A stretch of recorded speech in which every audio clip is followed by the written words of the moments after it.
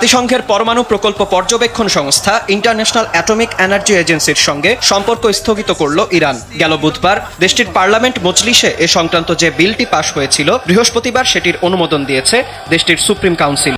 গেল 13 জুন ইরানের পারমাণবিক কর্মসূচিকে হুমকির দোহাই দিয়ে রাজধানী তেহরান সহ বিভিন্ন শহরে বিমান হামলা চালায় ইসরায়েল। এরপর হামলা চালায় মার্কিন যুক্তরাষ্ট্র। এই হামলা শুরুর পর থেকেই আন্তর্জাতিক পরমাণু সংস্থার প্রতি চরম অসন্তুষ্ট ছিল ইরান, কারণ সংস্থাটি সবচেয়ে বেশি ইরানের পরমাণু কর্মসূচি পর্যবেক্ষণ করেছে। অথচ ইসরায়েলের অভিযোগের বিপক্ষে ইরানের কর্মসূচি নিয়ে স্পষ্ট কোনো মন্তব্য কিংবা হামলার কোনো কার্যকর প্রতিবাদ জানায়নি তারা। ইরান তাদের পারমাণবিক স্থাপনাগুলো পর্যবেক্ষণ না করতে দিলে অঞ্চলটিতে নতুন সংকট তৈরি হতে পারে বলে সতর্ক করেছেন আন্তর্জাতিক আণবিক শক্তি সংস্থার মহাপরিচালক রাফায়েল গ্রোসি। তিনি জানান, ইরানে আন্তর্জাতিক আণবিক সংস্থার উপস্থিতি কোনো অনুগ্রহ থেকে নয়, বরং এটি আন্তর্জাতিক বাধ্যবাধকতা।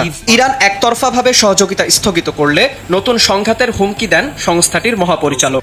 ইরান যেন আণবিক সংস্থার সঙ্গে আগের মতোই সহযোগিতা অব্যাহত রাখে, এমন প্রত্যাশা ব্যক্ত করেছেন রুশ পররাষ্ট্রমন্ত্রী সের্গেই ল্যাভরভ। পরমাণু অস্ত্র তৈরিতে তেহরানের অনাগ্রহ বিশ্বের সামনে তুলে ধরতে সংস্থাটির সঙ্গে সহযোগিতা বজায় রাখা উচিত বলেও মন্তব্য তার।